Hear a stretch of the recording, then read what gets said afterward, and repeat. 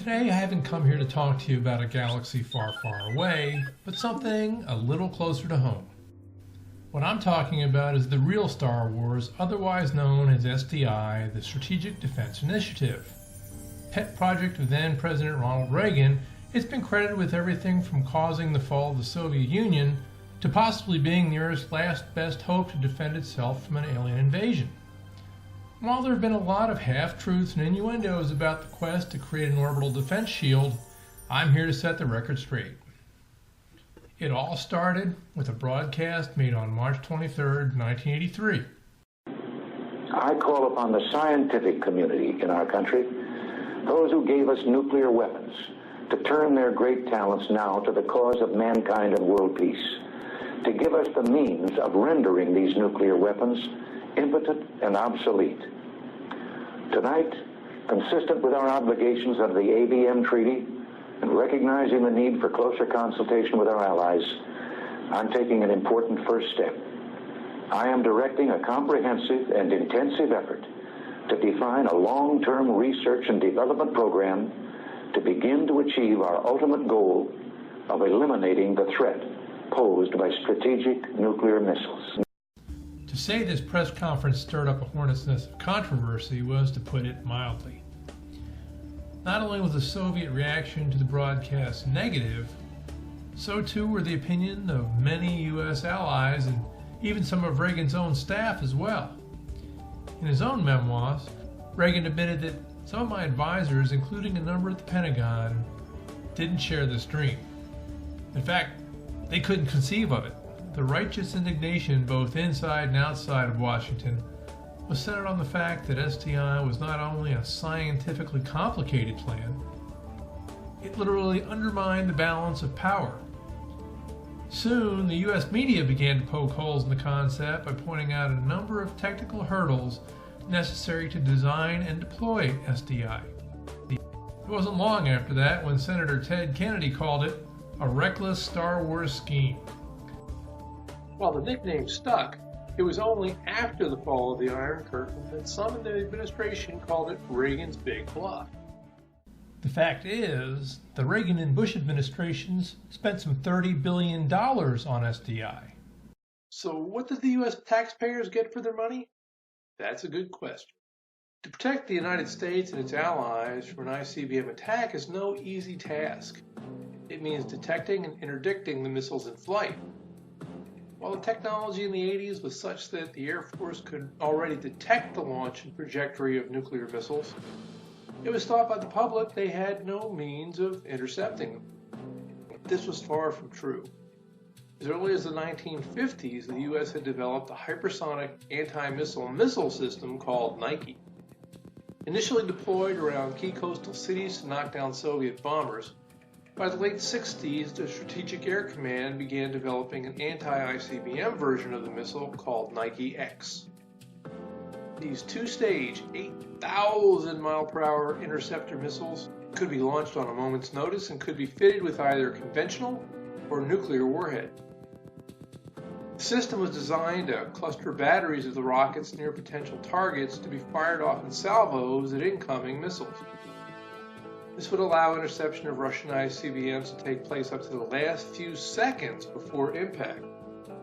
Even after the Arms Control Treaty of 1972, both sides still had the technology to target and shoot down ICBMs.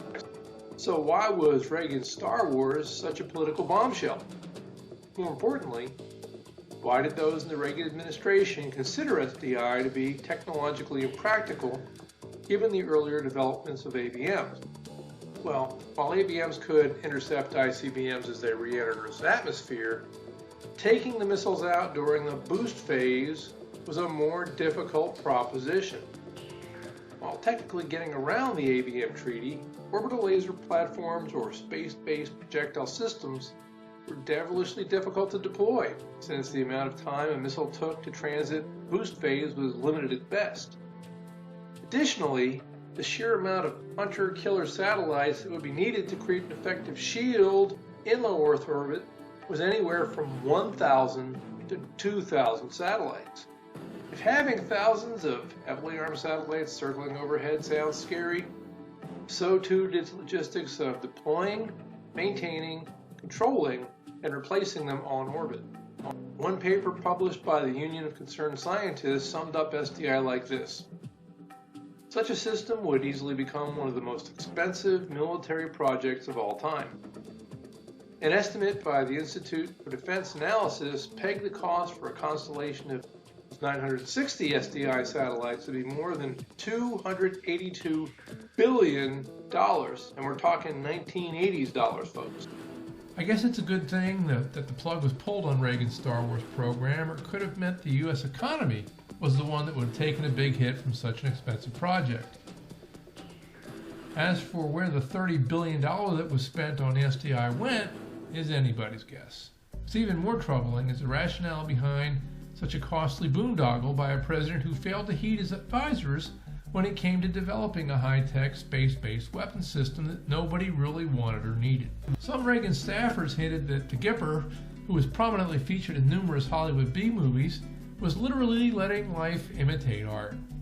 One 1940 flick called Murder in the Air saw the actor play a secret agent who controlled an inertia projector which could bring down planes using an electric beam. Others thought it had more to do with Reagan's skepticism about the country's strategic defense policies.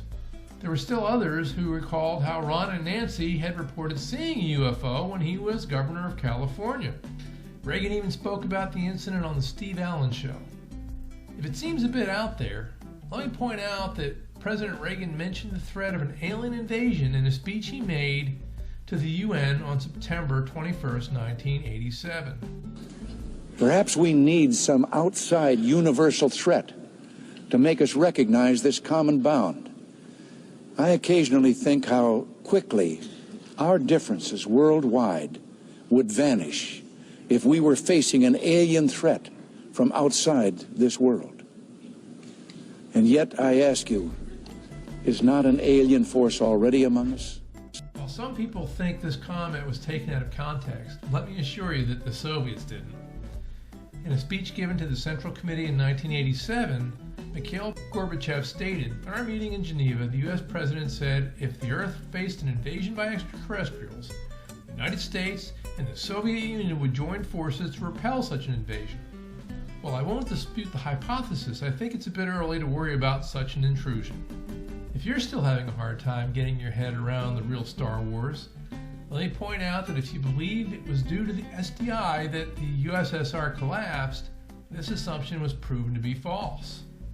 In fact, the CIA's own records show that during the administration of Ronald Reagan, Soviet military spending remained steady through the 80s, including Gorbachev's first 4 years in office. In fact, with the onset of Glasnost, both Reagan and Gorbachev spoke of ending the arms race and reducing or even eliminating ballistic missiles. If anything, this eased Cold War tensions. Far from using SDI as a big stick to threaten the Soviets, in the last half of his second term, Reagan offered to share Star Wars technology with the Soviets, provided they both agreed on radical reductions in strategic offensive weapons. As for the real reason the real Star Wars was pursued for more than a decade, I'll let Darth Vader answer that one. Don't be too proud of this technological terror you've constructed. If you enjoyed this video, don't forget to subscribe to my channel and hit the bell.